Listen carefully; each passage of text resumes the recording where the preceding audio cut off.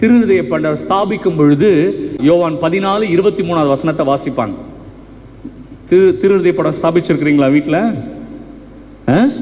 இயேசுதான் எங்க தலைவர் அப்படிங்கிறத வெளிப்படுத்துறதுக்காகவே திருஹிருதய படம் ஸ்தாபிப்பாங்க. ஜூன் மாசம் அதுக்கான ரொம்ப ஃபேமஸ் மாசம் இல்லையா? அப்ப அடிக்கடி இந்த வசனத்தை வீட்டில் வாசிப்பாங்க.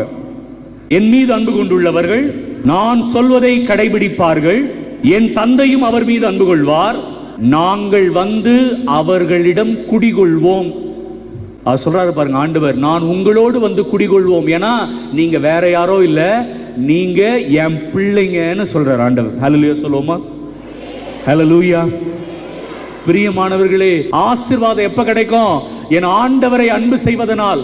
எப்படி ஆண்டவரை அன்பு செய்யணும்? அவர் கட்டளைகளை கடைபிடிப்பதனால், அவருக்காக வாழ்வதனால். இதன் மூலமாகத்தான் கடவுளுக்குரியதை கடவுளுக்கு கொடுக்க முடியும் இல்லையா? அவரை அன்பு செய்யணும், கட்டளையை கடைபிடிக்கணும், இப்படித்தான் கடவுளுக்குரியதை கடவுளுக்கு கொடுக்க முடியும். இதை செய்யலைன்னா நான் கடவுளுக்குரியதை கடவுளுக்கு செலுத்த முடியாது.